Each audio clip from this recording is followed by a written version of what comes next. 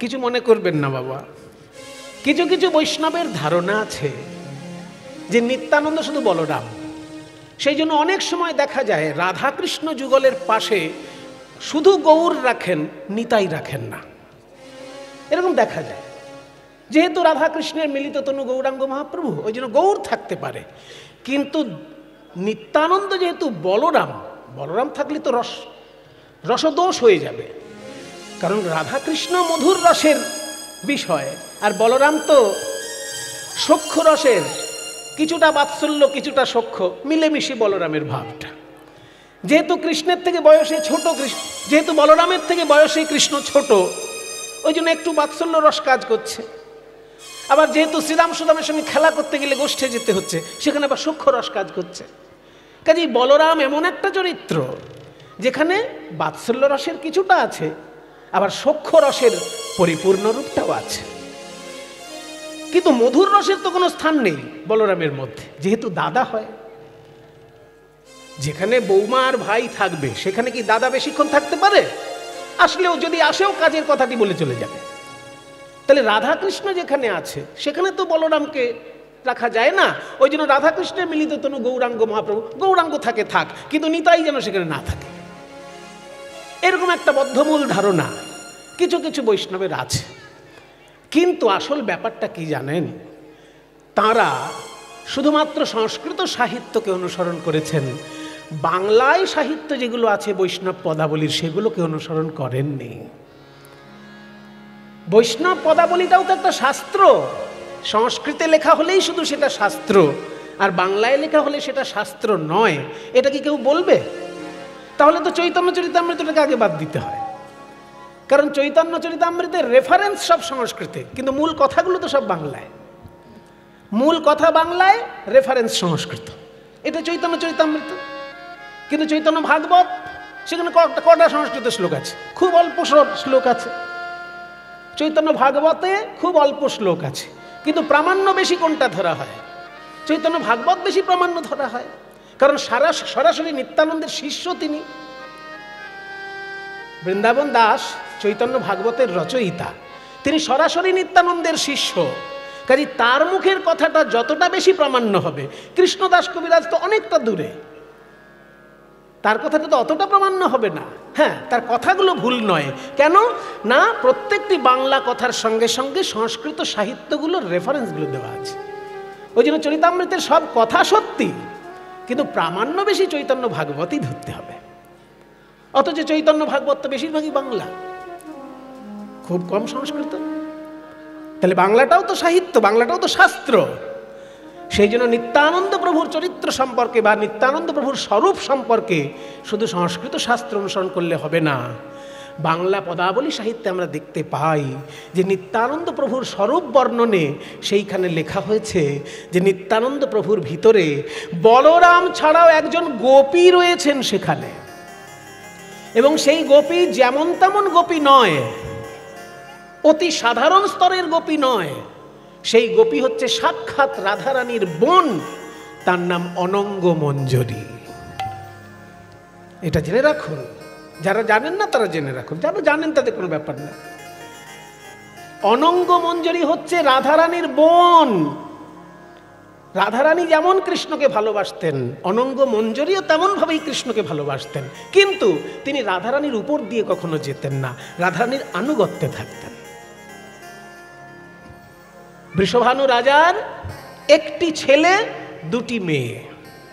বৃষভানু রাজার ছেলের নাম শ্রীদাম, আর দুটি মেয়ের মধ্যে বড় মেয়ের নাম রাধা, আর ছোট মেয়ের নাম অনঙ্গ মঞ্জরী। এই গোপন কথাগুলো শুনে রাখুন, তাহলে আপনাদের কোনোদিন ভুল ধারণাগুলো হবে না। এগুলো শাস্ত্রের কথা, বৈষ্ণব সাহিত্যের কথা। যে বৃষভানু রাজার একটি ছেলে, দুটি মেয়ে। ছেলের নাম শ্রীদাম, সে কৃষ্ণের বন্ধু।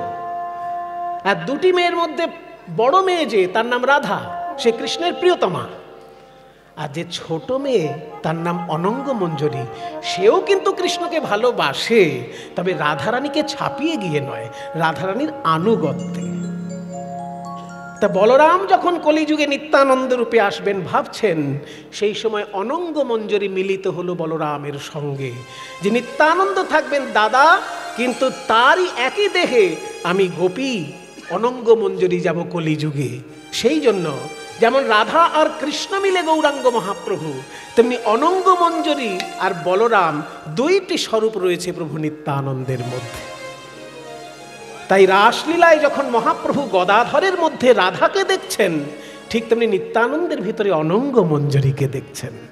এমন নয় যে মধুর রসের লীলা হলেই সেখানে নিত্যানন্দের কোনো স্থান নেই, এটা একেবারেই ভুল ধারণা। এবার প্রত্যক্ষ প্রমাণ দিচ্ছি, এটা তো আমি সিদ্ধান্ত টেনে বললাম, এবার প্র্যাকটিক্যাল প্রমাণ দিচ্ছি যে নিতাই চাঁদ যখন আড়িয়াদহে গিয়েছিলেন, আড়িয়াদহ নাম শুনেছেন? সোজা বাংলা এড়েদা বলে। এড়েদা নাম শুনেছেন তো? কোথায় এড়েদা? হাওড়া না, বীরভূম না, এই তো, তার মানে জানেন না। ধোয়া ধোয়া, হ্যাঁ, যারা ঠিক ঠিক গেছে তারা বলতে পারবে। দক্ষিণেশ্বরের পাশের গ্রামের নামই আড়িয়াদহ। দক্ষিণেশ্বর গেছেন তো জীবনে একবার, নাকি সেইটাও জাননি কখনো? শুধু খাচ্ছেন আর ঘুমোচ্ছেন। একটু ঘুরে আসবেন তীর্থগুলো, কারণ তীর্থে যেতে হয় মহাপুরুষদের চরণধুলি পাওয়ার জন্য। দক্ষিণেশ্বরে গেলেই মা কালী আপনাকে একবারে দেখা দিয়ে দেবেন না, কিন্তু ওখানে যত মহাপুরুষ গেছেন তাদের চরণধুলিগুলো তো ওখানেই আছে। রামকৃষ্ণদেবের চরণধুলি ওখানে আছে, স্বামী বিবেকানন্দের চরণধুলি ওখানে আছে, যেতে তো হবেই। তাই দক্ষিণেশ্বর থেকে উত্তর দিকের গ্রামটা আড়িয়াদহ, আর দক্ষিণেশ্বর থেকে দক্ষিণ দিকের গ্রামটা বরাহনগর। বরাহনগর আমার জন্মস্থান, আমার গর্বে বুকটা ভরে যায়। কারণ বরাহনগরে রামকৃষ্ণদেবের যেমন অনেক লীলা আছে, তেমনি চৈতন্য মহাপ্রভু বরাহনগরে 3টে দিন কাটিয়েছেন। শ্রীমদ্ ভাগবত শ্রবণ করে ওখানে উন্মাদের মতন ক্রন্দন করেছেন আর নৃত্য করেছেন। বরাহনগরের মাটি মহাপ্রভুর চোখের জলে ভিজে গেছে। সেই বরাহনগরটা হচ্ছে দক্ষিণেশ্বর থেকে দক্ষিণ দিকে, আর আড়িয়াদহটা হচ্ছে দক্ষিণেশ্বর থেকে উত্তর দিকে, ঠিক পাশাপাশি গ্রাম। ওই আড়িয়াদহে দাস গদাধরের শ্রীপাঠ ছিল। গদাধর পণ্ডিত যেমন একজন গৌর পার্ষদ, তেমনি দাস গদাধর একজন নিত্যানন্দ প্রভুর পার্ষদ, মহাপ্রভুরও পার্ষদ। সেই দাস গদাধরের বাড়ি ছিল আড়িয়াদহে। সেইখানে যখন প্রভু নিত্যানন্দ গেছিলেন, তার ভিতরে এমন ভাবনা জাগলো যে ওখানে একটা মাধবীলতার কুঞ্জ ছিল। সেই মাধবীলতার কুঞ্জ থেকে একটা ডাল নিয়ে নিলেন, মাধবীলতার একটা ডাল নিলেন, লতা পাতাগুলো ছাড়িয়ে নিয়ে একটা মাধবীলতার ডাল হাতে লাঠির মতো করে নিলেন।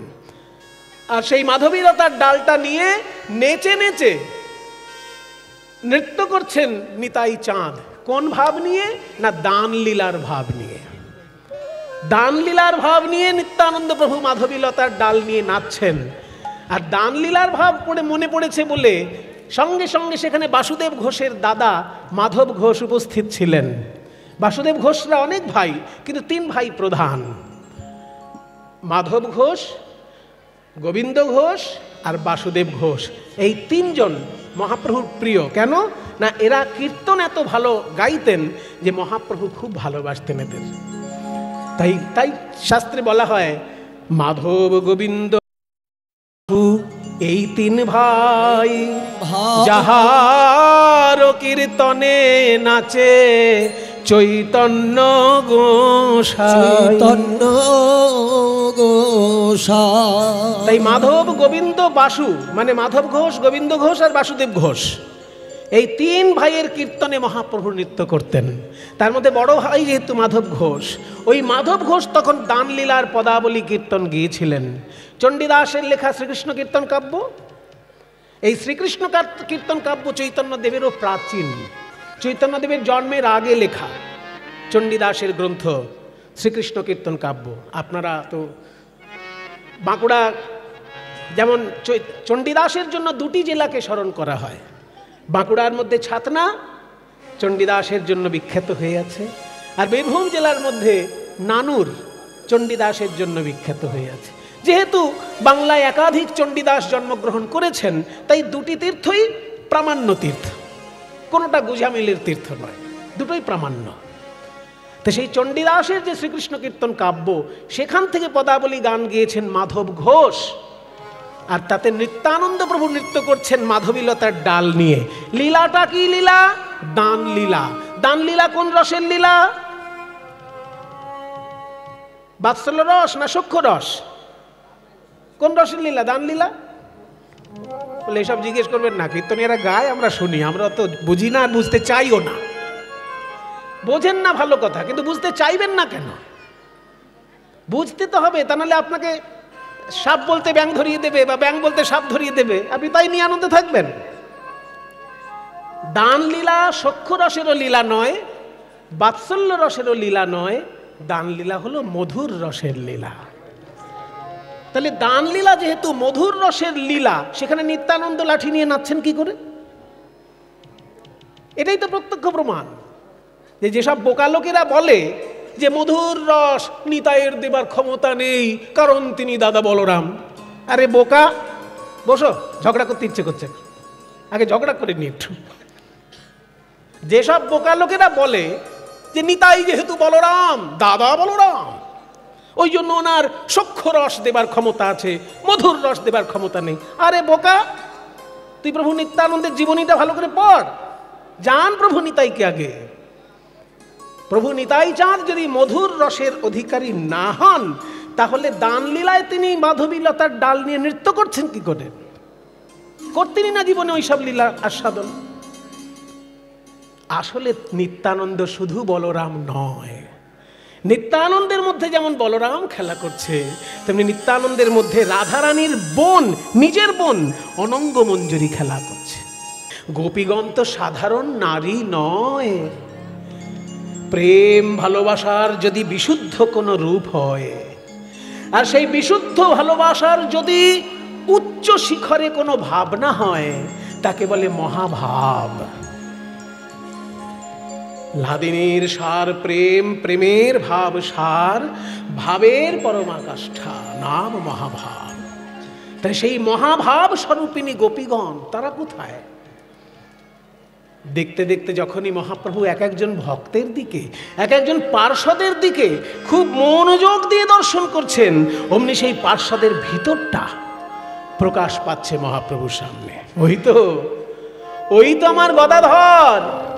গদাধর তো আর কেউ নয়, সেই মহাভাব স্বরূপিনী রাধারানী তো গদাধর।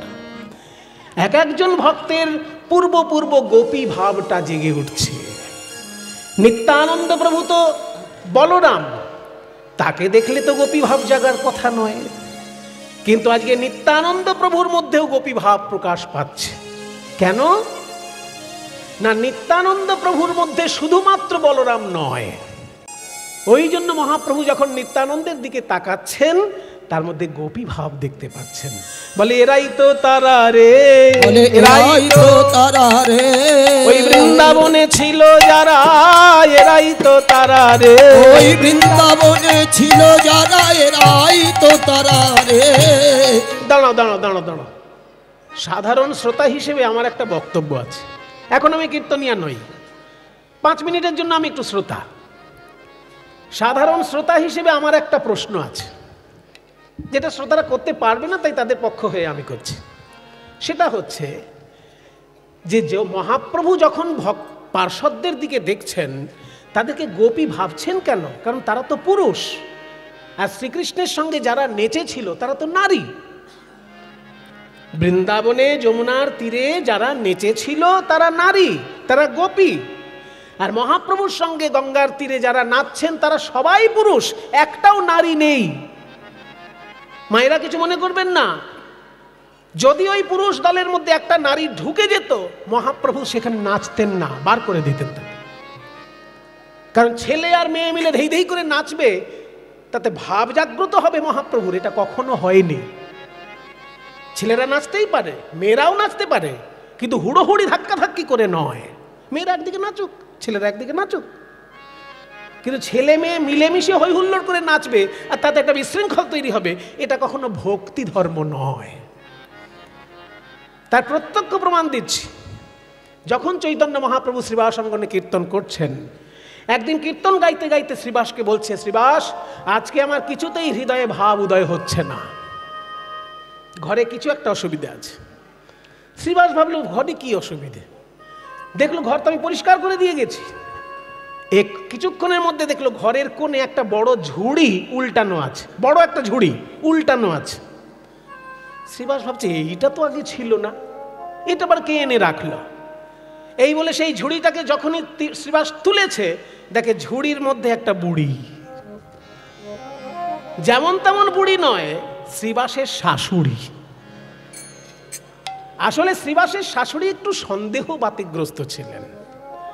উনি মনে মনে ভাবতেন যে কি এমন রসের কীর্তন হয় যে আমার জামাই ওই নিমায়ের সঙ্গে কীর্তনের ঘরে ঢুকলে আর বেরোতেই চাই না, আমাদের সঙ্গে গল্প টল্প খুব একটা করতে চায় না, কীর্তনের ঘরে গেলে কি আছে রস ওখানে, শুনেছি মধুর রসের কীর্তন, কি মধুর রস। এইটা দেখার জন্য একটা বড় ঝুড়ি মাথায় চাপা দিয়ে শ্রীবাসের শাশুড়ি ঘরের কোণে বসেছিলেন, আর মহাপ্রভুর ওই কীর্তন হচ্ছে দলবল নিয়ে। মহাপ্রভু বলছেন আমার ভাব উদয় হচ্ছে না, মানে শ্রীবাসের শাশুড়ি শুধু উপস্থিত আছেন বলেই মহাপ্রভু ভাব উদয় হচ্ছে না। তখন শ্রীবাস সেই শাশুড়িকে করজোড়ে বলছে, মা আপনি আমার মাতৃ সমতুল্য, আপনি আমার মাই, আমার স্ত্রীর মা মানে আমারও মা। আপনি, আপনার চরণ ধরে অনুরোধ করছি আপনি এখনই কীর্তন ঘর ত্যাগ করুন, কারণ আপনার জন্য আমার মহাপ্রভুর ভাব উদয় হচ্ছে না, এটা মোটেই বাঞ্ছনীয় নয়, আপনি দয়া করে অন্য ঘরে যান। শ্রীবাসের শাশুড়ি ওই ঘর ছেড়ে বাইরে এলেন, তারপর মহাপ্রভুর কীর্তনে ভাব উদয় হলো। তাহলে চিন্তা করুন যে নারীর উপস্থিতি মাত্র মহাপ্রভুর কাছে কষ্টদায়ক হচ্ছে, আর সেইখানে মহাপ্রভু ধেই ধেই করে সব ছেলে মেয়ে একসঙ্গে নাচবেন, এটা কখনো হতেই পারে না। তাই মহাপ্রভু যখন নাচছেন রাসলীলার ভাব নিয়ে, তার সঙ্গে সবাই ছেলে, কিন্তু কৃষ্ণ যখন যমুনার তীরে নেচেছেন রাসলীলা, সেখানে সবাই মেয়ে ছিল। তাহলে কি করে এরাই তো তারা রে, এরাই তো তারা রে, তখন থেকে বলছেন। এটি হচ্ছে সাধারণ শ্রোতার পক্ষ থেকে প্রশ্ন। এবার কীর্তন জগতের উত্তর হচ্ছে, হে ভক্তগণ ভালো করে খেয়াল করুন, মহাপ্রভুর সঙ্গে যারা নৃত্য করছেন তারা সবাই পুরুষের শরীর ধারণ করেছেন মাত্র, কিন্তু তাদের হৃদয়ের ভাব হচ্ছে গোপী ভাব।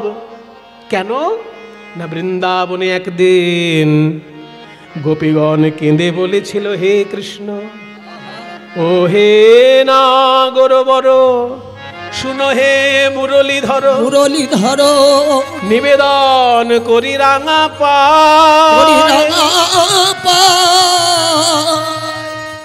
ওই চরণ নখর মণি, চরণ নখর মণি,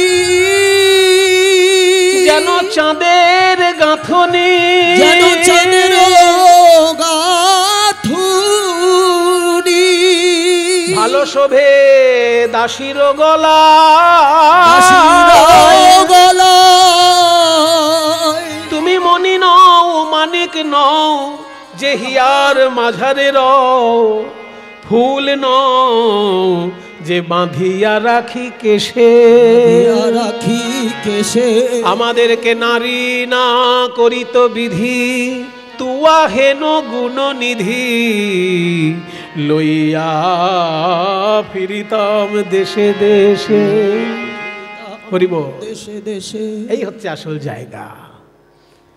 গোপীগণ কেঁদে কেঁদে বলছেন, হে কৃষ্ণ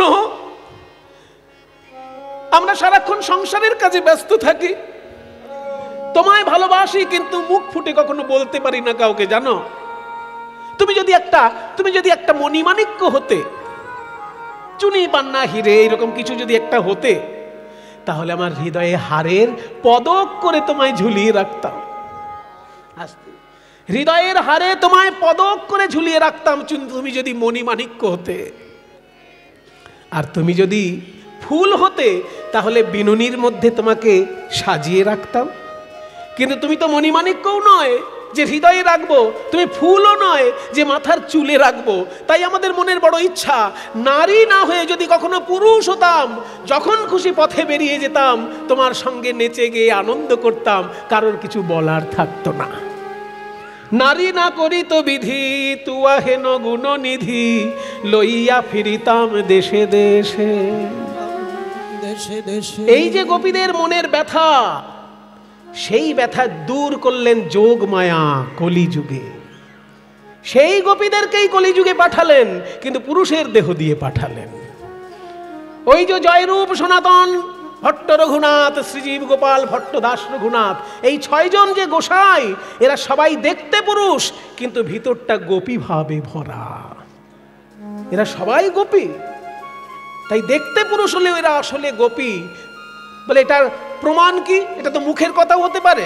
প্রমাণ ভালো করে চেয়ে দেখো গৌর পার্ষদ গণের পানে, তারা যদি বৃন্দাবনের গোপী নাইবা হবে, তবে তাদের নয়ন ধারা কেন এইভাবে প্রবাহিত হয়? এই রকম কৃষ্ণ বলে কাঁদা কি কেউ কাঁদতে পারে যদি কারোর ভিতরটা গোপী ভাবে পূর্ণ না হয়? সনাতন ধর্মের 5টি ধারা আছে, তার মধ্যে 3টি প্রধান ধারা এইখানে মিলিত হয়েছে। যে কোনো ব্রাহ্মণ পুজো করতে বসলে সেটা জানে। আসলে পুজো আচ্ছা সম্পর্কে আমরা খুব একটা খোঁজ খবর নিই না। এটা বাঙালি জাতির খুবই একটা কি বলবো, অজ্ঞতার পরিচয়। যে কোনো ধর্মের লোক তার নিজের উপাসনা সম্পর্কে খবর নেয়, কিন্তু আমরা আমাদের উপাসনা সম্পর্কে খবর নেই না। শুধুমাত্র পূর্বপুরুষগণ করে গেছেন বলে আমরাও করে যাচ্ছি, এরকম একটা ভাবধারা আমাদের ভিতরে থাকে। মনে করুন কেউ একটা বড় চাকরি পেল, চাকরি পেয়ে সে বাড়িতে একটা পুজো দিচ্ছে। কেন দিচ্ছে, পুজোটা কিভাবে হচ্ছে, সেটা নিয়ে তার কোনো মাথা ব্যথা নেই।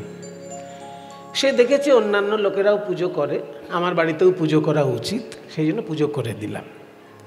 পুজোর ধারাটা যে কি, প্রথমে কি করতে হয়, মাঝখানে কি করতে হয়, শেষে কি করতে হয়, ওসব নিয়ে আমাদের কোনো মাথা ব্যথা নেই। কারণ সেই মাথা ব্যথার দায়িত্ব আমরা দিয়ে দিয়েছি ব্রাহ্মণদের উপরে। আমরা জানি যে ব্রাহ্মণকে আমি বিশ্বাস করে ডেকে আনছি, তিনি উপযুক্ত দক্ষিণা পান বা না পান, আমার সমস্ত ভালো মন্দের দায়িত্ব তার উপর। তিনি পেছনে কোনো পড়াশোনা করেছেন কি না, বা পুজো অর্চনা নিয়েও পড়াশোনা করতে হয়, সেটা তিনি করেছেন কি না তাও খবর নেই না। তার তো সেটা দোষ নয়, দোষটা তো আমার। আমি 50 টাকার জায়গায় 500 টাকা দক্ষিণা দেব, কিন্তু পুজোটা ঠিকঠাক হচ্ছে কি না সেটা দেখাটা দায়িত্ব আমার।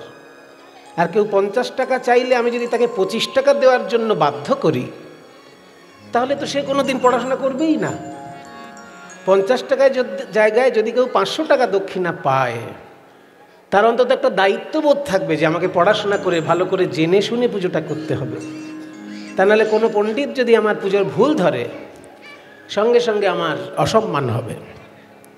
কিন্তু 50 টাকার জায়গায় আপনি যদি তাকে 25 টাকায় রাজি করেন, তার অত দায় নেই।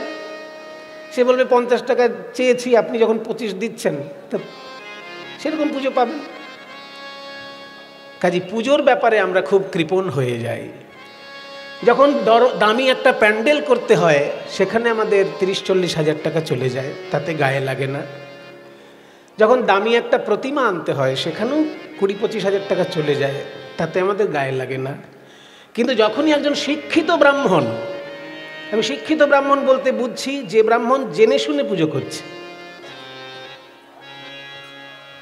কেউ যদি অঙ্কে অনার্স MA করে পুজো করে, তাকে আমি শিক্ষিত ব্রাহ্মণ বলবো না। সে শিক্ষিত বটে, অঙ্কে অনার্স করেছে বা অঙ্কে MA করেছে, কিন্তু পুজোর পড়াশোনা সে করেছে কিনা, পুজোর যে পৌরোহিত্য কর্মের যে পড়াশোনা আছে সেটা সে করেছে কি, তাহলে সে শিক্ষিত নয়। সে অঙ্কে অনার্স হতে পারে, অঙ্কের মাস্টারমশাই যদি কোনোদিন সে হয়, তাহলে সে সেই ক্ষেত্রে শিক্ষিত, পুজোর ক্ষেত্রে শিক্ষিত নয়।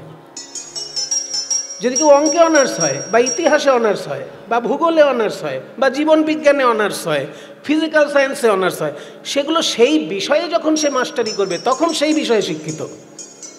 কিন্তু অঙ্কে MA বা ফিজিক্যাল সায়েন্সে MA আমার পুজো করতে এসেছে, সংস্কৃত উচ্চারণ ঠিক করে করতে পারছে না, আমার বিষয়ে, পুজোর বিষয়ে সে কিন্তু শিক্ষিত নয়। কাজে শিক্ষিত ব্রাহ্মণ পুজো যদি করে, সেই পুজোটা ঠিকঠাক করছে কি না সেটা আমি দেখব, উপযুক্ত দক্ষিণা দেবো। আমি প্যান্ডেলের জন্য যদি 50 হাজার টাকা দিতে পারি, প্রতিমার জন্য যদি 25 হাজার টাকা দিতে পারি, যিনি পুজো করছেন তার জন্য 5 থেকে 10 হাজার টাকা দিতেই পারি। কিন্তু আমরা দর কষাকষি ঠাকুর মশাইয়ের সঙ্গে যতটা করি প্যান্ডেল লাইটের সঙ্গে ততটা করি না।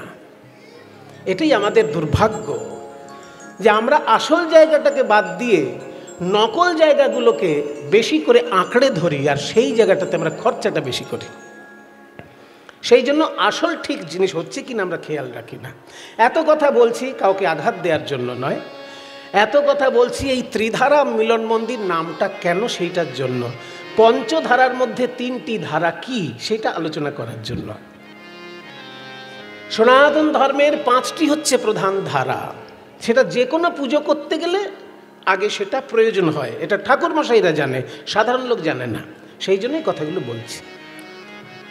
যে কোনো পুজো করতে গেলে, কালী পুজো করতে গেলে, সরস্বতী পুজো করতে গেলে, লক্ষ্মী পুজো করতে গেলে, কার্তিক পুজো করতে গেলে, জগদ্ধাত্রী পুজো করতে গেলে, দুর্গা পুজো করতে, সব পুজোয় আগে 5 জনকে উপাসনা করতে হবে।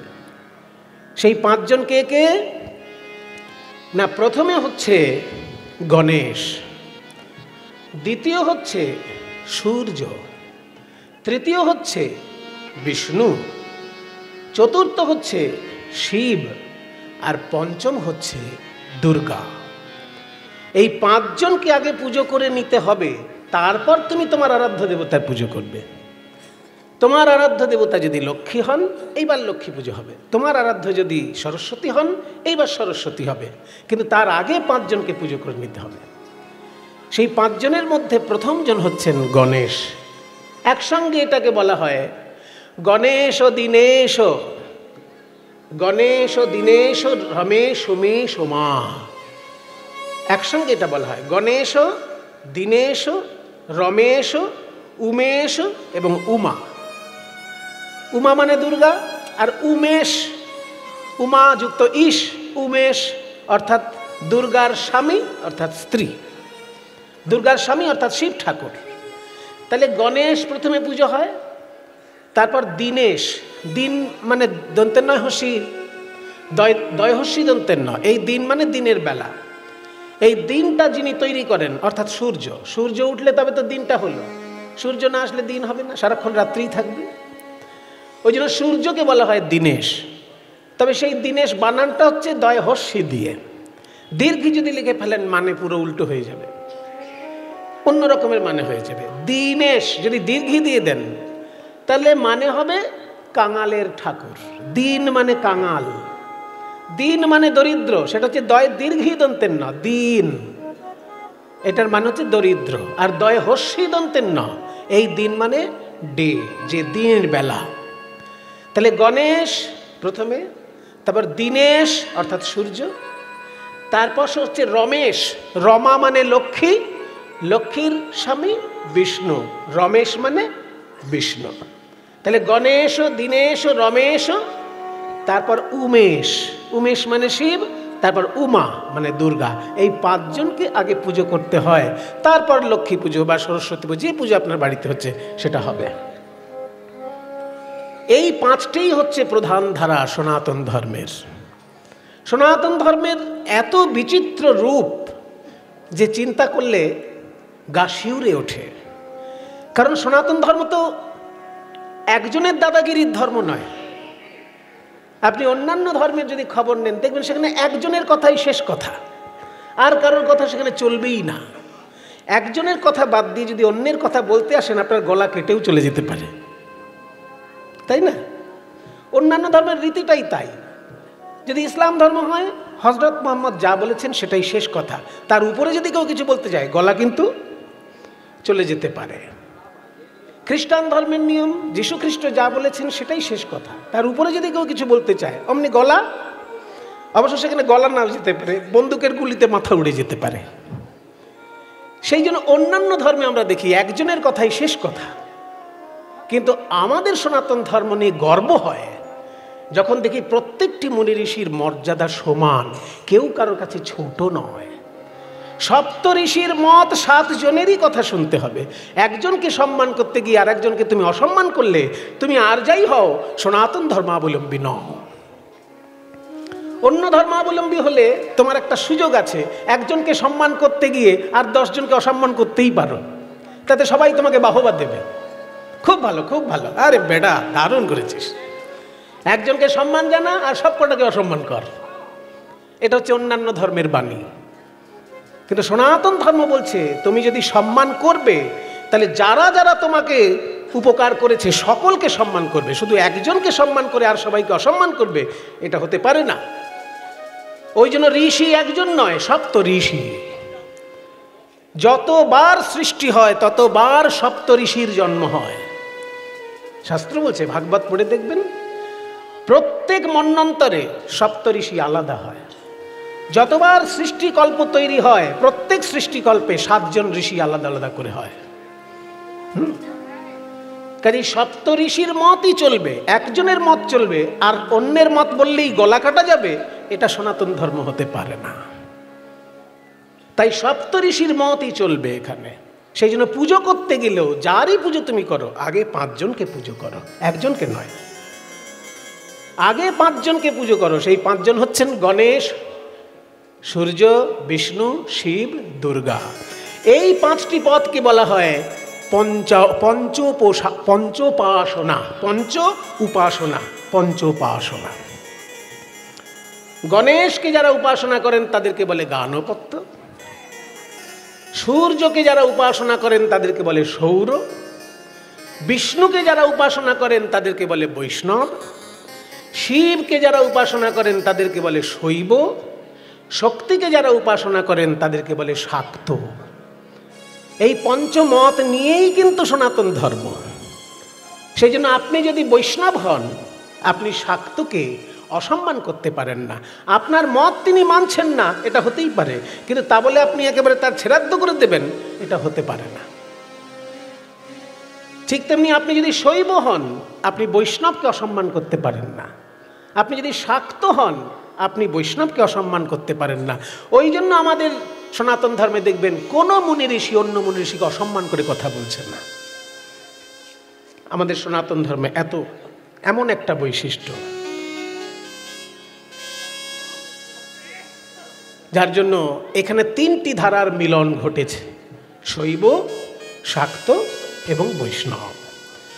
এই মন্দির প্রাঙ্গণে মায়ের মন্দির আছে, এই উপরে উঠলেই দোতলায় দেখতে পাবেন শ্যামা মায়ের অপূর্ব মূর্তি বিরাজ করছে। আবার এই ভূমিতেই বাঁদিকে নিচের দিকে রয়েছে শিব ঠাকুরের মন্দির, আবার রয়েছে মাঝখানে রাধা কৃষ্ণের মন্দির।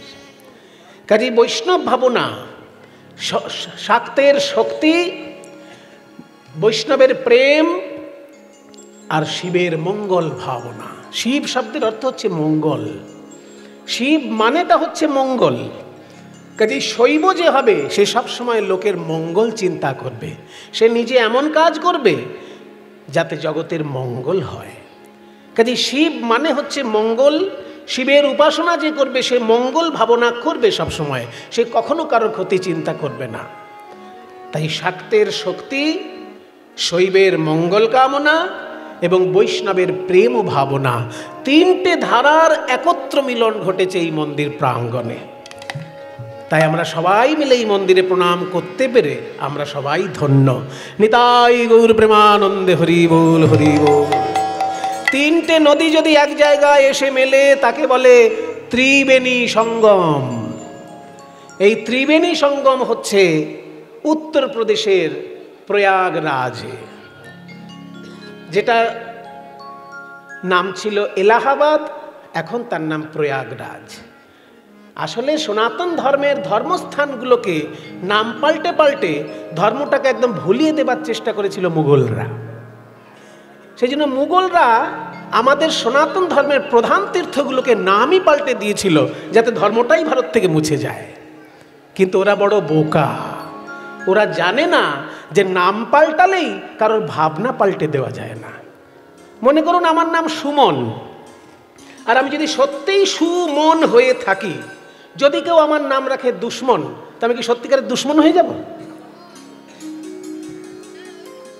আমার মামা আমার নাম রেখেছিলেন সুমন, আমি শুনেছি।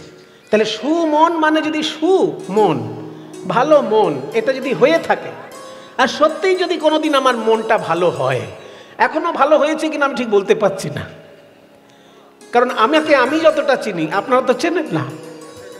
আপনারা দূর থেকে আমাকে দেখেন, দূর থেকে ভালোবাসেন, কিন্তু আমি আমাকে যতটা চিনি ততটা তো আর অন্য কেউ আমাকে চেনে না। সেই জন্য প্রায় 50 বছর বয়স হতে যাচ্ছে, এখনো মনটা আমার সু হয়েছে কি না আমি জানি না, তবে চেষ্টায় আছি, এখনো চেষ্টায় আছি। তাহলে আমার নাম যদি সুমন হয়ে থাকে আর আমি যদি সুমনের অধিকারী হই, কেউ যদি গায়ের জোরে আমার নামটা সুমন না করে দুশ্মন লিখে দেয়, তো তাতে কি আমি দুশ্মন হয়ে যাব? আমি স্বরূপে সুমনই থাকবো। তুমি যদি আমার নাম পাল্টাও, সেটা তুমি গায়ের জোরে করেছো, আমার ভাবনাকে তুমি পাল্টাতে পারবে না। ঠিক তেমনি প্রয়াগ তীর্থের নাম যদি কেউ এলাহাবাদ রেখে থাকে, সে গায়ের জোরে রেখেছে, প্রয়াগ তীর্থের মহিমা সে ক্ষুণ্ণ করতে পারবে না, প্রয়াগ তীর্থের পুণ্য সে কমাতে পারবে না।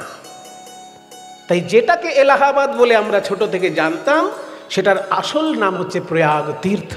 প্রয়াগ, প্র মানে প্রকৃষ্ট, ইয়াগ মানে যজ্ঞ। যাগযজ্ঞ আমরা বলি না, আমরা বাঙালিরা বলি যাগযজ্ঞ, আসলে বাঙালি তো ওই জন্য যাগ বলি, সেটার সংস্কৃত উচ্চারণ হচ্ছে ইয়াগ।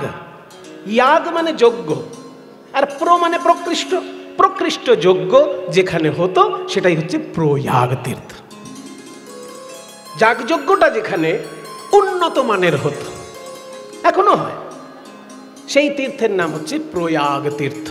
ওই প্রয়াগ তীর্থে 3টে নদী এসে মিলেছে, গঙ্গা, যমুনা, সরস্বতী। কিন্তু দুর্ভাগ্যবশত সরস্বতী নদীকে আমরা দেখতে পাই না। অনেক আগে কালের ইতিহাসে ভূগোলের পরিবর্তনের জন্য, ভূমিকম্প হোক, যে কোনো কারণে হোক, সরস্বতী নদী আস্তে আস্তে নিশ্চিহ্ন হয়ে গেছে। ওই এলাকায় সরস্বতী নদী আর দেখা যায় না। কিন্তু মুনি ঋষিদের যুগে 3টে নদী পরিষ্কার দেখা যেত, 3টে নদী এসে মিলেছে, ওই জন্য তীর্থটির নাম ত্রিবেণী সঙ্গম। তা প্রয়াগ তীর্থ যেমন ত্রিবেণী সঙ্গম, 3টি নদীর মিলন স্থান, তেমনি এইখানেও আমরা দেখছি শাক্ত, শৈব, বৈষ্ণব 3টি ভাবনার মিলন স্থান।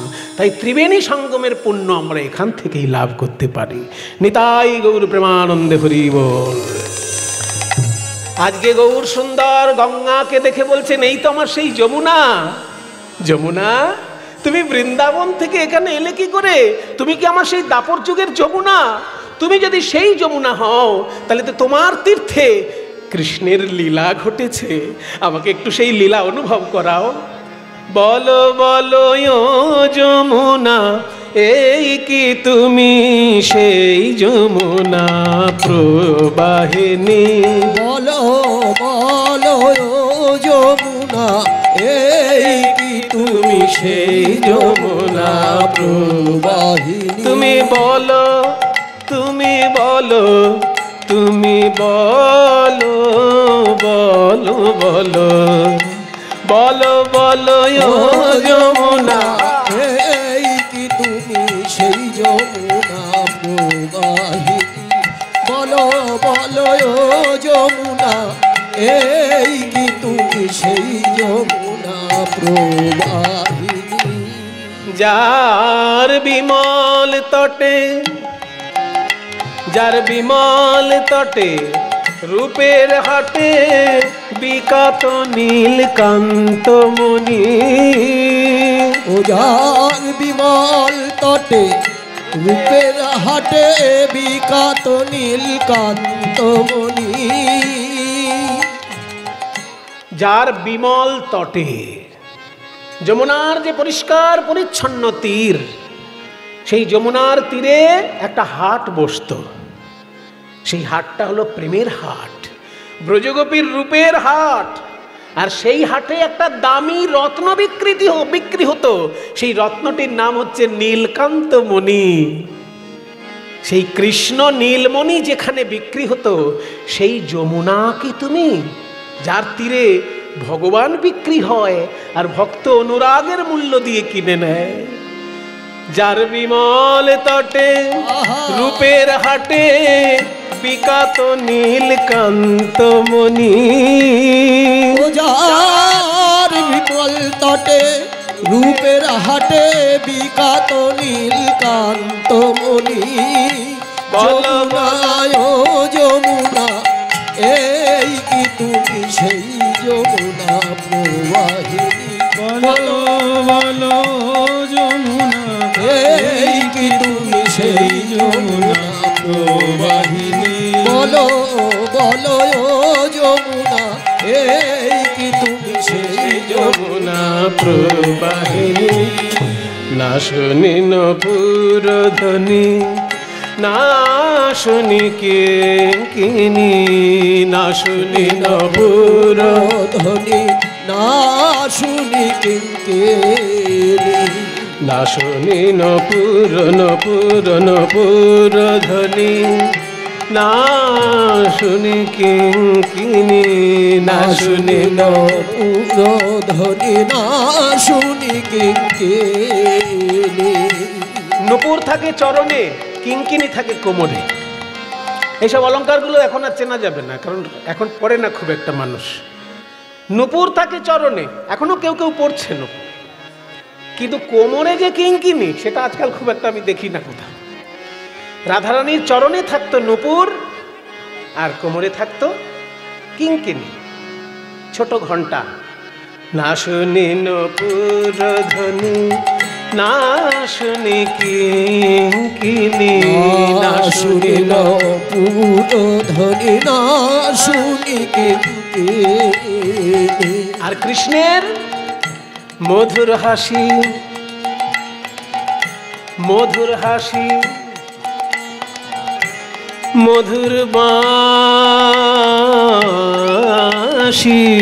মধুর হাসি, মধুর বাঁশি, মধুর হাসি,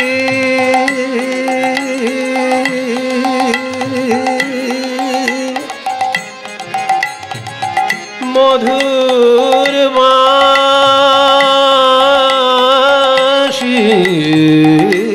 মধুর হাসি, মধুর বাঁশি, মধুর হাসি, মধুর বাঁশি। আর নাহি শুনি মধুর হাসি, মধুর বাঁশি, আর নহে শুনি। ওই যমুনার তীরে এই চন্দ্রাবলী কুঞ্জ সাজিয়ে বসে থাকতো, কিন্তু শ্রীকৃষ্ণ কখন আসবে তার ঠিক নেই, অথচ কুঞ্জ সাজিয়ে বসে আছে। এই তো বৃন্দাবন। আমরা ভগবানের জন্য হৃদয়ে মন্দির সাজিয়ে বসে থাকব, তার যখন ইচ্ছা হবে তখন তিনি আসবেন, কিন্তু সাজাতে তো হবে আমাদেরকে। তাই চন্দ্রাবলীকে আমাদের অনুসরণ করতে হবে, যে কুঞ্জ মন্দির আমরা সাজিয়ে রাখবো, তার মনের মতো করে সাজিয়ে রাখবো, কিন্তু যখন তিনি আসবেন তখন প্রাণ ভরে তার সেবা করব। এই ভাবনা নিয়ে যে চন্দ্রাবলী থাকতো সেই বা কোথায়? তুমি যদি যমুনা হও, সেই চন্দ্রাবলী কই? কোথা চারু চন্দ্রাবলী, কোথা বাসে বিনোদিনী। কোথা চারু চন্দ্রাবলী, কোথা বাসে জলকে। কোথা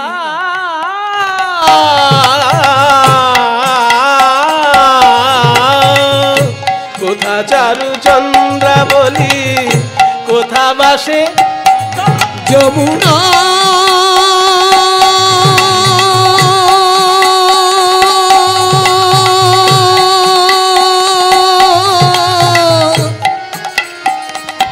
ওগো যমুনা,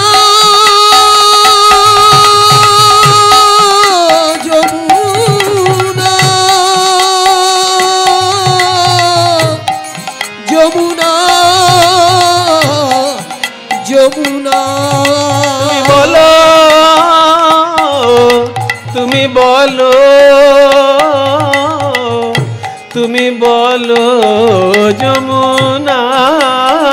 কোথা চারু চন্দ্রাবলী, কোথা বাসে জলকে। কোথা রাস বিহারী বংশীধারী, কোথা রাস বিহারী বংশীধারী, রাস বিহারী বংশীধারী, রাস বিহারী বংশীধারী। কোথা রাস বিহারী বংশীধারী, রাস বিহারী বংশীধারী, রাস বিহারী বংশীধারী। তার বামে, ও তার বামে, ও তার বামে তেরাই বিনোদিনী। বলো বলো তুমি সেই যমুনা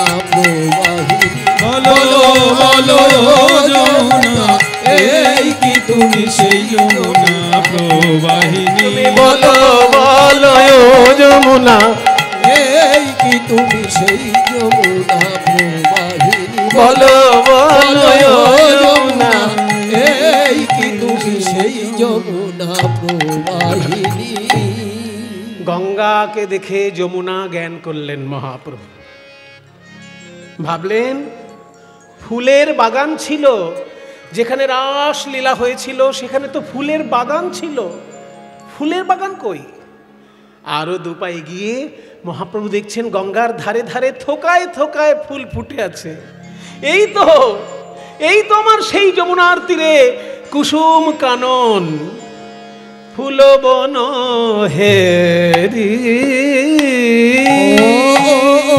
ওই ফুল বন দেখি প্রভু আমার ফুল বন দেখি বৃন্দাবনের, এই যে বৃন্দাবনের সমান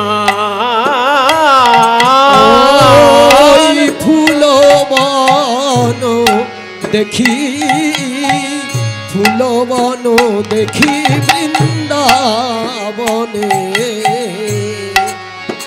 বনের সমান। এই তো সেই বৃন্দাবন, এই তো সেই বৃন্দাবন। আরে হেরি গোরা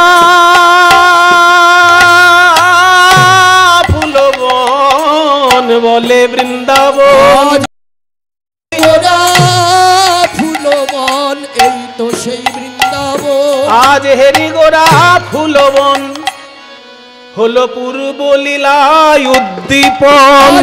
হেরি গোরা হরিব পূর্ব লীলা উদ্দীপন হেরি গোরা ফুলবন হলো পূর্ব লীলা উদ্দীপন হেরি গোরা ফুলবন পূর্ব লীলা উদ্দীপন হেরি গোরা ফুলবন উদ্দীপন হেরি গোরা ফুলবন বলে এই তো সেই বৃন্দাবন। এবার সহচর গণ ব্রজ, সহচর গণ ব্রজ সহচর গণ ব্রজ গোপী, ব্রজ গোপী অনুমান। সহচর গণ ব্রজ বলে এরাই তো তারা রে, বলে এরাই তো সহচর গণ ব্রজ বলে এরাই তো তারা রে। বলে এরাই তো তারা রে, বলে এরাই তো তারা রে। ওই বৃন্দাবনে ছিল যারা, এরাই তো তারা রে, বৃন্দাবনে ছিল যারা, এরাই তো তারা রে। ওই বৃন্দাবনে ছিল যারা, শ্রীধাম নবদ্বীপে এলো তারা, বৃন্দাবনে হরিব নবদ্বীপে এলো তারা, বৃন্দাবনে ছিল যারা, নবদ্বীপে এলো তারা, বৃন্দাবনে ছিল যারা, নবদ্বীপে এলো তারা, বৃন্দাবনে ছিল যারা। নবদ্বীপে প্রভু এলো বলে এরাই তো তারা রে। ওই সহচর গণ ব্রজ আহা সহচর গণ গণ ব্রজ গোপী গণ ব্রজ গোপী অনুমান। যমুনা পেলাম, ফুলের বাগান পেলাম, কিন্তু মহাভাব স্বরূপিণী সেই গোপীগণ কই? যে গোপীগণের সঙ্গে রাসলীলা হয়েছিল সেই গোপীগণ কোথায়? বলি এরাই তো তারা রে, এরাই তো তারা রে, এরাই তো তারা রে, এরাই তো তারা রে। নয়ন ধারায় পড়লো ধরা, আহা বলি এরাই তো তারা রে, নয়ন ধারায় পড়লো ধরা, বলি এরাই তো তারা রে। এরা যদি বৃন্দাবনের গোপী নাইবা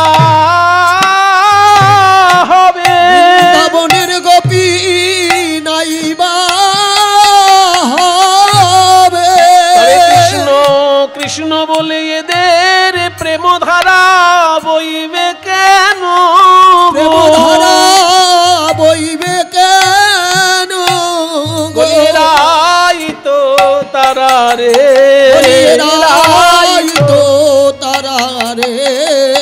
বলি নয়ন ধারায় পড়লো ধরা, এরাই তো তারা রে, এরা নয়ন ধারায় পড়লো ধরা, এদের কৃষ্ণ বলতেই বহে ধারা, নয়ন ধারায় পড়লো ধরা, কৃষ্ণ বলতে পড়লো ধারা, নয়ন ধারায় পড়লো এদের ধরা, কৃষ্ণ বলতে বহে ধারা, ধারায় পড়লো ধরা, কৃষ্ণ বলতে বহে ধারা, নয়ন ধারায় পড়লো ধরা, কৃষ্ণ বলতে বহে ধারা। এরাই তো তারা রে। এই সহচর গণব্রজ গোপী অনুমা, বাহ, এক এক করে সবাই পেলাম। কিন্তু রাসলীলায় যত গৌর পার্ষদ নাচছেন সব থেকে বেশি আনন্দ হচ্ছে, হ্যাঁ গো, আমাদের এই দলের মধ্যে সব থেকে বেশি বয়স তো এনার মনে হচ্ছে নাকি? ঠিক বলছি না ভুল বলছি? দাদা বয়স কত? মনে হচ্ছে ওনার দেখে মনে হচ্ছে, কিন্তু বয়স বেশি নয়। আচ্ছা, মনে করুন কীর্তনের দলে তো নানান বয়সের লোক থাকে, কারো 20 বছরের ছেলে হয়তো করতাল বাজাচ্ছে, আবার দেখা যাবে 70 বছরের একটি লোক খোল বাজাচ্ছে, 20-70। এবার নাচার সময় যখন আসবে কার বেশি নাচা উচিত, 70 না 20? 20-র বেশি নাচা উচিত, কারণ তার বয়স অল্প আছে, খেলাধুলার মতন ফোর্স হচ্ছে ভিতরে, একটা অ্যাথলেটিক ফোর্স, এই যে অ্যাথলেটিক ফোর্স, তাহলে খেলাধুলার মতন যাদের ভিতরে একটা ফোর্স থাকে সে তো নাচবে বেশি, বয়সটা কম হলে ভালো হয়। কিন্তু মজার ব্যাপার হচ্ছে মহাপ্রভুর দলে যারা আছে সব থেকে বয়স বেশি যার, তিনি আজকে সব থেকে বেশি নাচছে, সব থেকে বয়স বেশি যার। অদ্বৈত নাচে রে, অদ্বৈত নাচে রে, নাচে রে নাচে রে আমার অদ্বৈত, ওই নাচে রে নাচে রে আমার অদ্বৈত নাচে রে, নাচে রে নাচে রে আমার অদ্বৈত নাচে রে, ওই নাচে রে নাচে রে আমার অদ্বৈত নাচে রে, নাচে রে নাচে রে আমার অদ্বৈত, নাচে অদ্বৈত, নাচে অদ্বৈত, অদ্বৈত অদ্বৈত নাচে রে অদ্বৈত, অদ্বৈত নাচে, ওই নাচে রে নাচে রে আমার অদ্বৈত নাচে রে। এই দাঁড়াও দাঁড়াও দাঁড়াও, 20 বছরের ছেলে পিলে আছে, তারাও তো নাচছে না, কিন্তু অদ্বৈতের বয়স তো মহাপ্রভুর থেকেও 52 বছরের বড়। ইতিহাস বলছে মহাপ্রভুর থেকে 52 বছরের বড় অদ্বৈত আচার্য। তাহলে মহাপ্রভুর বয়স যদি 20 ধরি, তাহলে অদ্বৈতের বয়স 72 হয়ে যাচ্ছে। উরি বাপরে, এত বয়স আপনার, আর আপনি সব থেকে বেশি নাচছেন কেন? অদ্বৈত বলছে নাচবো না, আমি আজ তাই পেয়েছি, আমি আজ তাই পেয়েছি, ওই দাপরে যা চেয়েছি আজ তাই পেয়েছি, আমি দাপরে যা চেয়েছি আজ তাই পেয়েছি, ওই দাপরে যা চেয়েছি আজ তাই পেয়েছি, ওই দাপরে যা চেয়েছি আজ তাই পেয়েছি। তারপরে কি চেয়েছেন কি পেয়েছেন আপনিই বুঝলেন, আমরা তো আর কিছু বুঝলাম না। আসলে এই অদ্বৈত আচার্য হচ্ছেন সেই দেবাদিদেব মহাদেব। 3টি ধারার মধ্যে একটি ধারা শৈব ধারা, দেবাদিদেব মহাদেব।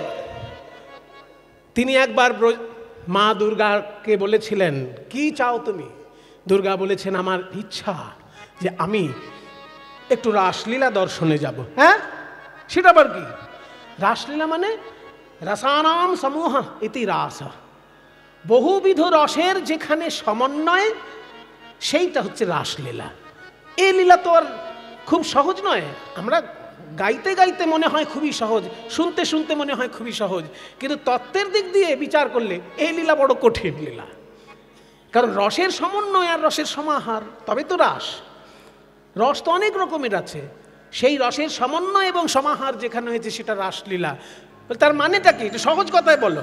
বলে সহজ হচ্ছে কৃষ্ণ একা থাকবে না, সব গোপীরা থাকবে, কোনো পুরুষ মানুষের প্রবেশ নিষেধ।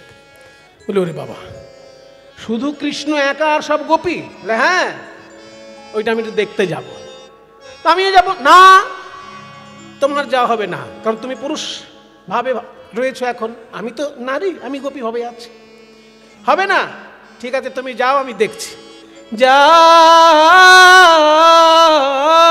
গো নেচে নেচে যায় গৌরী, নেচে নেচে যায় গো, নেচে নেচে যায় গৌরী, নেচে নেচে যায়, নেচে নেচে মায়েরা যায় তুলো দাও। গৌরী, নেচে নেচে যায়, নেচে নেচে যায় গৌরী, নেচে নেচে যায় গৌরী, নেচে নেচে যায় গৌরী, নেচে নেচে যায়, নেচে যায়,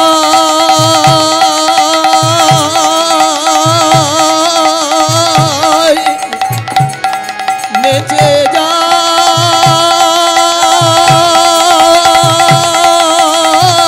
গো, নেচে নেচে যায় গৌরী নেচে নেচে যায়, নেচে নেচে যায় গৌরী, নেচে নেচে যায় গৌরী নেচে নেচে যায়, গৌরী নেচে নেচে যায় নেচে যায়, নেচে যায়, নেচে যায়, যায় যায় গো, নেচে নেচে যায় গৌরী, নেচে নেচে যায়, নেচে নেচে যায় গৌরী, নেচে নেচে যায়, নেচে নেচে যায় গৌরী, নেচে নেচে যায়। মা দুর্গা তো গোপী ভাবে প্রবেশ করলেন, কারণ তিনি তো যোগমায়া, যোগমায়া যোগেশ্বরী না গেলে তো লীলা হবেই না। শিব ঠাকুর মনে মনে ভাবছেন, বাবা এখানে সবাই নারী আর আমি পুরুষ, কি করে যাব? তো রাসমঞ্চের বাইরে দেখছেন একটা ওড়না পড়ে আছে। ওই যে রাসলীলার পদে বলা হয়েছে না, যে কোনো কোনো গোপীর গা থেকে ওড়না খুলে পড়েছে বাইরে। খাসাতা বাসানা রাসানা চৌলি গালিতা বেনি দৌলানি পদাবলীর মধ্যে আছে। খাসাতা বাসানা, বসন খসে পড়ছে। রাসানা চৌলি, রসানা হচ্ছে এক রকমের অলংকার যা উরুতে থাকে। রসাতু রসনা পিতব ঘন জঘন মণ্ডলে ঘোষয়তু মন্মথনি দেশম, জয়দেবের গীত গোবিন্দে আছে না, যে রসাতু রসনা পিতব ঘন জঘন মণ্ডল। জঘন, জঘন মানে হচ্ছে উরু। তো ব্রজগোপীদের উরু দেশে যে অলংকার থাকতো তাকে বলে রসনা। তা খসত বসনা রসনা চৌলি, চৌলি মানে ওড়না। তাহলে খসাতা বসানা রসানা চৌলি গণিত গলিতা বেনি দোলনি, বিনুনি খুলে গিয়ে পিঠের উপর দুলছে। এই হচ্ছে গোপীদের রূপ যাবার সময়। তো যদি কারোর ওড়না খসে পড়েছে, এমন গোপীও তো আছে, সেই রকম খসে পড়ে থাকা একটা ওড়না মহাদেব মাথায় দিয়ে যেই না রাস মঞ্চে প্রবেশ করেছেন, অমনি রাসচক্র বন্ধ হয়ে গেল। গোবিন্দ বুঝলেন গোপী ভাব ছাড়া অন্য ভাবের প্রবেশ নিশ্চয়ই ঘটেছে। গোপী ভাব ছাড়া অন্য ভাবের প্রবেশ ঘটলেই রাসচক্র বন্ধ হয়ে যাবে, রসের ব্যাঘাত ঘটলেই রাস বন্ধ। কারণ রসের সমন্বয়, রাসলীলা মানে রসের সমন্বয়, তাহলে রসের ব্যাঘাত হলেই বন্ধ হবে। যেই গোপী ভাব ছাড়া অন্য ভাবের প্রবেশ ঘটেছে অমনি রাসচক্র বন্ধ। গোবিন্দ চিন্তা করলেন, গোপী ছাড়া কে আছো এখানে? কেউ স্বীকার করছে না। এবার সকল গোপীর মুখ দেখতে দেখতে শিব ঠাকুরের সামনে এসে যখন দাঁড়িয়েছে, শিব ঠাকুর তখন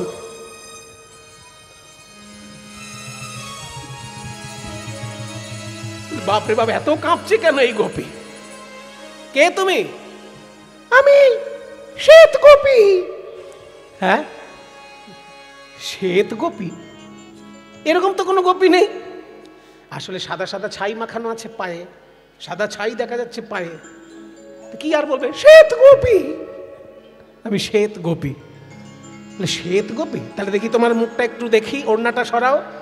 যেই না গোবিন্দ জোর করে ওড়না সরিয়ে দিয়েছেন, মহাদেব এ তুমি কি করলে?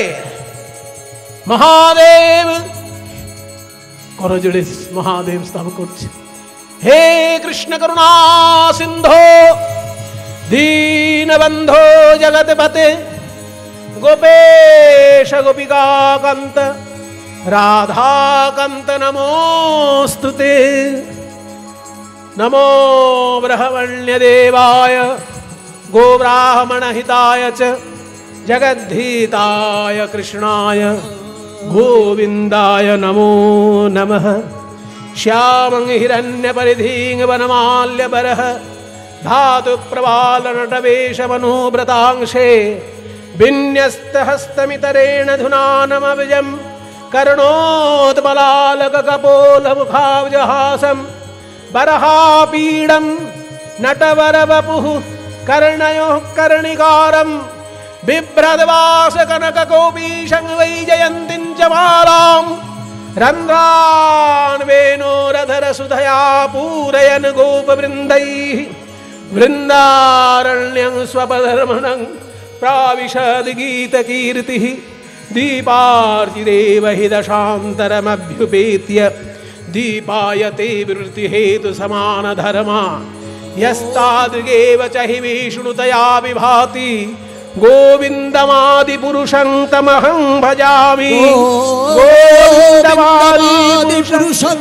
तमहं भजामि गोविन्दमादिपुरुषं तमहं भजामि गोविन्दमादिपुरुषं तमहं भजामि।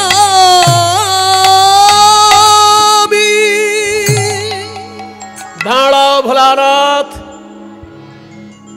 স্তব করে তুমি আমাকে ক্ষান্ত করতে পারো, কিন্তু অপরাধ মুক্তি তোমার হবে না। হে গোবিন্দ, তুমি কি জানো না ভোলানাথ, আমার সকল রসের মধ্যে মধুর রস শ্রেষ্ঠ, আর মধুর রসের সমস্ত লীলার মধ্যে লীলা মুকুটমণি রাস লীলা শ্রেষ্ঠ। কারণ সেখানে মহাভাব স্বরূপিণী গোপীগণের পূর্ণ আত্মসমর্পণ ঘটেছে, আর সেই পূর্ণ আত্মসমর্পণের লীলায় গোপী ভাব ছাড়া অন্য ভাবের প্রবেশ নিষেধ। এই কথা জানা সত্ত্বেও তুমি গোপী হতে না পেরে গোপী পোশাক নিয়ে প্রবেশ করেছো। তাই গোপীর পরিচ্ছদ ধারণ করে যখন তুমি প্রবেশ করেছো, সেই শাস্তিতে তোমায় পেতেই হবে। আগামী কলিযুগে তুমি নরকুলে জন্মগ্রহণ করো। অবজানন্তি মাং মূঢ়া মানুষিং পরিহাতরমাশ্রিতং পরং ভাবজানন্তো মম ভূত মহেশ্বরম। এই বাণীটি গীতার বাণী, ভগবান শ্রীকৃষ্ণের বাণী, যে বোকা লোকেরা ভগবানকে নররূপে লীলা করতে দেখে অবজ্ঞা করে। খুব মন দিয়ে শুনবেন, কিছু কিছু লোক ভাবে যে ভগবান যদি হবে তার লীলাগুলো এরকম মানুষের মতো কেন? মানুষ আর ভগবান কি এক জিনিস? মানুষ আর ভগবান এক জিনিস নয়, কিন্তু ভগবান মানুষের মতো লীলা করতে ভালোবাসেন। এটা বোকা লোকেরা বোঝে না, এবং বোঝে না বলেই ভগবান গীতায় তাদেরকে বোকাই বলছেন। বলছে অবজানন্তি মাং মূঢ়া, মূঢ়, মূঢ় শব্দের বহু বচনে মূঢ়া মানে বোকা গুলো, বোকারা। অবজানন্তি মানে অবজ্ঞা করে, অবজানন্তি মাং মানে অবজ্ঞা করে আমাকে। মূঢ়া বোকা লোকেরা আমাকে কেমন দেখে অবজ্ঞা করে না, মানুষিং তনুমাশ্রিতম, আমি যখন নর দেহ ধারণ করি তখন আমাকে দেখে অবজ্ঞা করে। মানুষিং তনুম মানে মানুষের মতো তনু আমি যখন ধারণ করি, তখন বোকা লোকেরা আমার তত্ত্ব না বুঝে আমাকে অবজ্ঞা করে। অবজানন্তি মাং মূঢ়া মানুষিং তনুমাশ্রিতম, কেন না পরং ভাবম অজানন্ত, আমার পরম ভাবটা তারা জানে না, আমার আসল স্বরূপটা তারা জানে না। কেমন সেটা না, মমভূত মহেশ্বরম, আমি যে সমস্ত জীবের মহেশ্বর, আমি যে সমস্ত জীবের অধীশ্বর, এই তত্ত্বটা তারা জানে না। তাই নররূপে আমাকে লীলা করতে দেখে আমাকে অবজ্ঞা করে।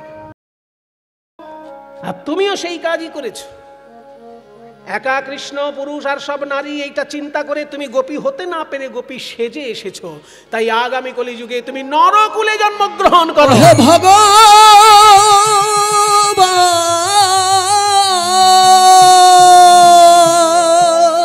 দেবাদিদেব মহাদেব বলে, হে গোবিন্দ, নরকুলে জন্মগ্রহণ করা কলিযুগের পক্ষে ভাগ্যের কথা। কলিযুগে নরকুলে জন্ম পাওয়াটা ভাগ্যের ব্যাপার। সে নরকুলে জন্ম নেব, আমার তাতে কোনো দুঃখ নাই। কিন্তু তোমার চরণে আমার একটা নিবেদন, যে রাসলীলার রসে আমি বঞ্চিত হলাম এই দাপর যুগে, কলিযুগে জন্মগ্রহণ করে যেন সেই রাসলীলার রসে আমি সিঞ্চিত হতে পারি। দাপরে বঞ্চিত, কলিতে সেই রসে সিঞ্চিত হতে পারে। গোবিন্দ বললেন, এ তো বড় বড় ফেরে ফেললে আমাকে, ফের। হ্যাঁ, আমি বললাম তুমি মানুষ হয়ে জন্মাবে, অমনি তুমি বললে তোমার লীলার রস যেন আমি পাই। তার মানে আমাকেও তোমার সঙ্গে যেতে হবে, আমি না গেলে তো আমার লীলার রসটা দিতে পারবে না কেউ। তো তোমার সঙ্গে আমিও যাব ভোলানাথ। আগামী কলিযুগে তুমি অদ্বৈত আচার্য রূপে আমার জন্মের 52 বছর আগে তুমি জন্মগ্রহণ করবে, আমার ভূমিটা তুমি প্রস্তুত করবে, সেইখানে গিয়ে আমি লীলা করব। যেদিন রাসলীলার রস আস্বাদন করব, সবার আগে তুমি পাবে সেই রস, তোমার জন্য কলিজীব পাবে সেই রস। অদ্বৈত বলছে, আমি নাচবো না, আমি আজ তাই পেয়েছি, আমি আজ তাই পেয়েছি, আমি আজ তাই পেয়েছি, আমি আজ তাই পেয়েছি, ওই দাপরে যা চেয়েছি আজ তাই পেয়েছি, ওই দাপরে যা চেয়েছি আজ তাই পেয়েছি, আমি দাপরে যা চেয়েছি। মধুর রাস রস আস্বাদন দাপরে যা চেয়েছি, রাস রস ওই আস্বাদন, দাপরে যা চেয়েছি, রাস রস আস্বাদন, দাপরে যা চেয়েছি, রাস রস আস্বাদন, দাপরে যা চেয়েছি। রাস রস আস্বাদন। অদ্বৈত নাচে রে, অদ্বৈত নাচে রে, ও সহচর গণ ব্রজ সহচর গণ ব্রজ গোপী, ব্রজ গোপী এত সুন্দর বর্ণনা যিনি দিলেন, তিনি মহাপ্রভুর প্রিয় কীর্তনিয়া বাসুদেব ঘোষ। উমা, আমার বৃন্দাবনের বাঁশি কই? শ্রীখোল দেখে বলছে, এই তো আমার সেই খোল। খোল করো তালো, ওই খোলো করো তালো, খোলো করো তালে গোরা সুমেলো, সুমেলো করিয়া, ওই খোলো করো তালো, খোলো করো তালো গোরা সুমেলো, সুমেলো করিয়া। বাজে খোল, বাজে খোল, বাজে খোল, বাজে খোল, সংকীর্তন মহারাসে বাজে খোল, বাজে খোল, ওই সংকীর্তন মহারাসে বাজে খোল, বাজে খোল। খোল বলে ধিক টান, তাকে ধিক, তাকে ধিক, তাকে তাকে তাকে ধিক, তাকে, হ্যাঁ, তাকে তাকে তাকে ধিক। কাকে কাকে ধিক্কার দিচ্ছে কিছু মনে করবেন না। কোন কোন জায়গায় গিয়ে দেখি প্রথম দিকে শ্রোতারা বেশ মন দিয়ে কীর্তন শোনে, কীর্তন কি আনন্দ, কিন্তু কিছুক্ষণের পর হ্যাঁ হ্যাঁ হ্যাঁ ভালো হচ্ছে। কীর্তনেতে ঘুমায় যারা তাকে ধিক, তাকে ধিক, কীর্তনেতে ঘুমায় যারা তাকে ধিক, তাকে ধিক, কীর্তনেতে ঘুমায় যারা। তবে সাধারণত গ্রামের দিকে দেখেছি 8টা 9টা নাগাদ কীর্তন শুরু হয়, তো আপনারা সেই রকম শুনে অভ্যস্ত, তাই এত সন্ধ্যাবেলা আপনাদের ঘুম পায়নি, এখনো ঘুমটা আসেনি আপনাদের, সেই জন্য অনেকে ভাবছে বেঁচে গেছি, আমরা বেঁচে গেছি। কিন্তু খোল বলছে না, আমি আরো ধিক্কার দেবো। ওই বাড়ির কথা বলবে যারা তাকে ধিক, তাকে ধিক, ওই বাড়ির কথা বলবে যারা তাকে ধিক, তাকে ধিক, বাড়ির কথা বলবে যারা তাকে ধিক। মনে করুন এই পাড়ার বিয়াই আর ওই পাড়ার বিয়ান, দুই জায়গায়, দুজন এক জায়গায় বসে কীর্তন শুনছে। ও বিয়ান, আপনি নতুন শাড়ি কবে কিনলেন? এর পাশে মশাই চুপ করুন, কীর্তন কীর্তন হচ্ছে, আপনি চুপ করুন। পরের বার যদি কীর্তনে বিয়ানকে দেখতে না পাই, তাহলে এই বাড়ির কথা বলবে যারা তাকে ধিক, তাকে ধিক, এই বাড়ির কথা বলবে যারা তাকে ধিক, তাকে ধিক। কিছু কিছু লোক বলছে না, আমরা তো কথা বলছি না। সত্যি এত মানুষ কীর্তন শুনছেন, হাজার হাজার মানুষ কীর্তন শুনছেন, কোনো আওয়াজ কিন্তু পাচ্ছি না। বদ্ধ জায়গায় আওয়াজটা বেশি পাওয়া যায়, কিন্তু এত মন দিয়ে আপনারা গান শুনছেন, কথা কিন্তু আপনারা বলছেন না, তাতেও রক্ষা নেই। খোল বলছে তাকে ধিক, তাকে ধিক, তাকে ধিক, তাকে ধিক, উলুধ্বনি যে না দেবে তাকে ধিক, তাকে উলুধ্বনি যে না দেবে তাকে ধিক, তাকে ধিক, উলুধ্বনি যে না দেবে তাকে ধিক, তাকে ধিক, উলুধ্বনি যে না দেবে তাকে ধিক, তাকে ধিক, উলুধ্বনি যে না দেবে তাকে ধিক, তাকে ধিক। উলুধ্বনি যে না দেবে তাকে ধিক, তাকে ধিক। বাহ, খুব সুন্দর উলুধ্বনি দিয়েছেন মায়েরা। তবে একবার দিলে হবে না, যতবার মাতন হবে প্রত্যেক মাতনে দেবেন। আর বাবা আপনারা এবার কিন্তু সাবধান, এই যে আমি বলছি না, ইনি বলছেন। খোল বলে তাকে ধিক, তাকে ধিক, তাকে ধিক, তাকে ধিক। হরি বল।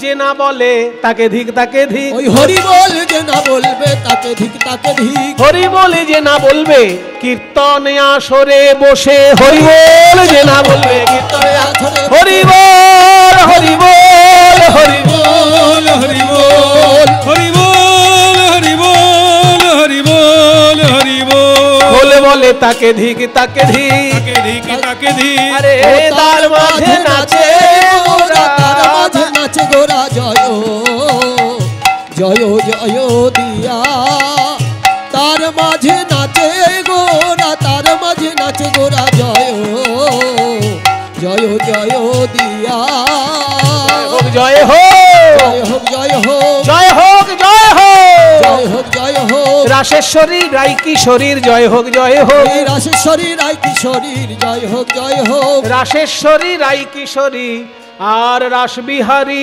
বংশীধারী, রাসেশ্বরী রাই কিশোরী রাসবিহারী বংশীধারী, রাসেশ্বরী রাই কিশোরী, রাসবিহারী বংশীধারী, রাধে রাধে রাধে রাধে রাধে রাধে রাধে রাধে, বলে জয় হোক জয় হোক, ও তার মাঝে নাচে গোরা, তার মাঝে নাচে গোরা জয় জয় জয় দিয়া।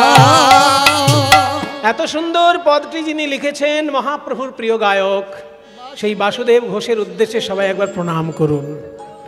বাসুদেব ঘোষে, ওই বাসুদেব ঘোষে, বাসুদেব ঘোষে তাহে করয়ে করয়ে বিলাস, ওই রাস রস গোরা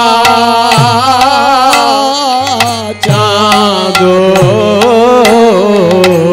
করিলা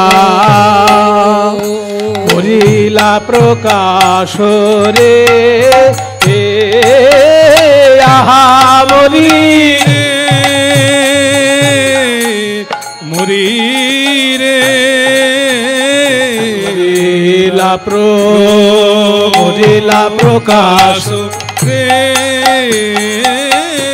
রাস রস গোরা চাঁদ ताकत ताकत नित्ता झन झा झा झंदा झा झा झन झट तकिता झट तकिता झट तकिता हे ता गुरुता हे ता गुरुता हे गुरुता गुरुता तकित तकिता जाओ ते जाओ ता गुरुता तकित तकित नित्ता झंदा थो गुरुता तकित तकित नित्ता झन सच्चा झंदा सच्चा झंदा झट तकिता झट तकिता झट तकिता हे ता गुरुता हे ता गुरुता हे गुरुता गुरुता तकित तकिता जाओ ते जाओ जा গোরা ता विविधो ता रगा धीनी ता के दा धीनी ता धीरे ता धीरे ता धीरे ता धीरे तेरे खड़वान तेरे तेरे तो तेरे तो तेरे ता धीरे तेरे खड़वान तेरे ता तेरे खड़वान तेरे ता हिला के जा ता हिला के भैया तीनी ता के दत्तर करता तेरे भैया तीनी ता के दत्तर करता तेरे ता तेरे खड़वान तेरे ता हिला के जा ता भैया तीनी ता के दत्ता धीरे तेरे खड़वान तेरे भैया तीनी ता के दत्ता धीरे तेरे खड़वान तेरे ता तेरे खड़वान तेरे दागिना के जा दागिना গোরা চাঁদ করিলা প্রকাশ রে রাস রস রাস রস গোরা চাঁদ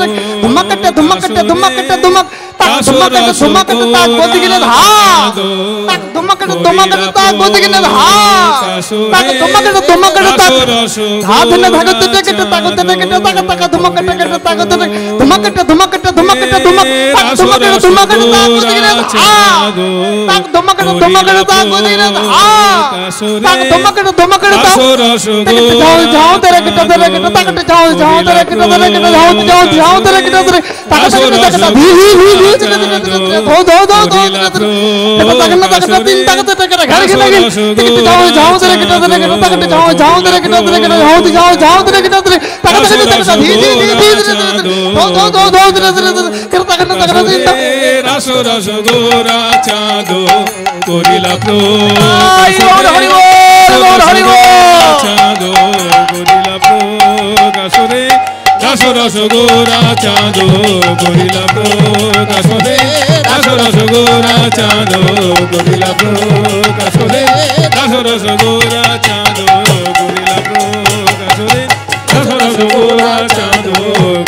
প্রকাশ রস রস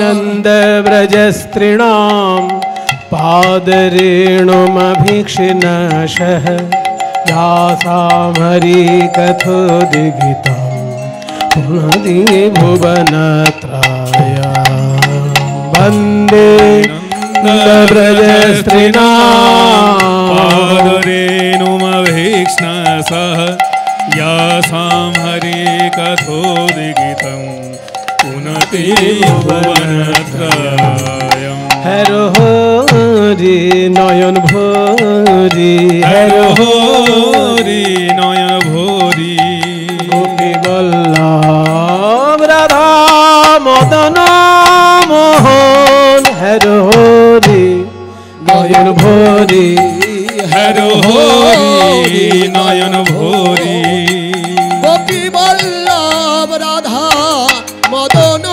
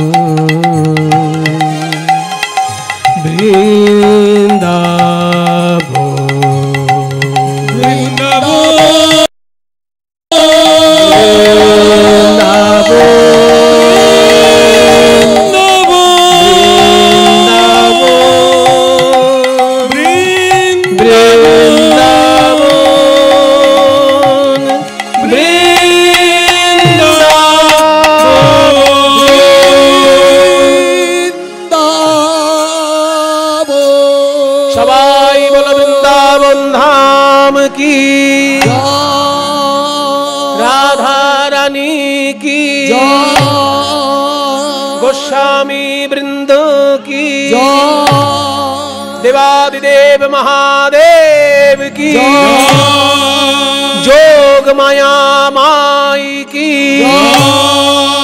निजो निजो श्री गुरु महाराज की मधुमाय सुधाम वृंदावन विक्रीडितं व्रजवधूभिर्दञ्च विष्णोः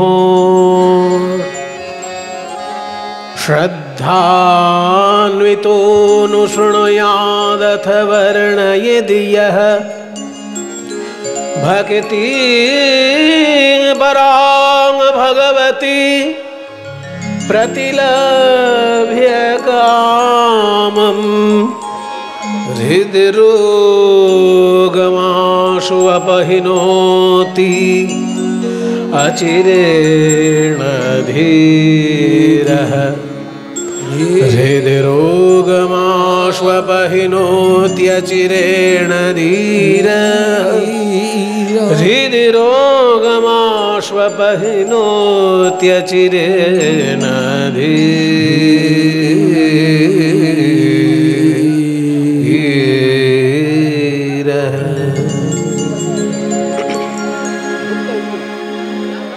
জয় নিতাই।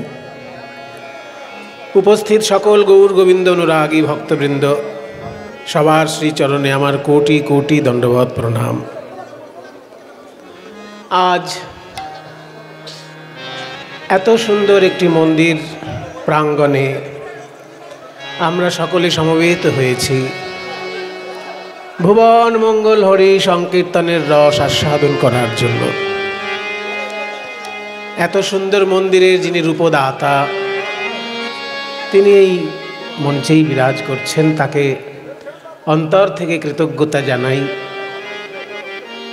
অন্তর থেকে তাকে কৃতজ্ঞতা জানাই এত সুন্দর একটি মন্দির এই অঞ্চলে প্রতিষ্ঠা করার জন্য।